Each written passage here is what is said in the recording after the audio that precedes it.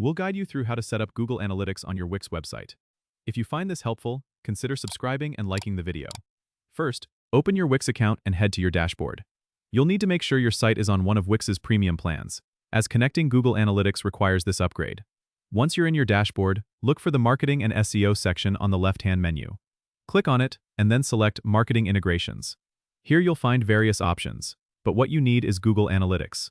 Click Connect next to Google Analytics, and you'll be prompted to enter your Google Analytics tracking ID.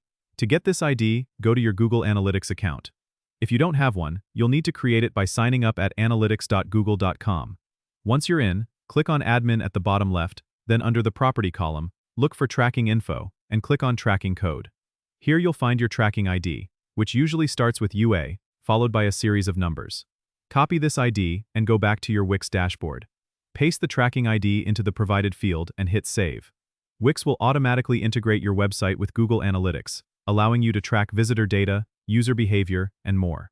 It might take a few hours for the data to start appearing in your Google Analytics account, so be patient.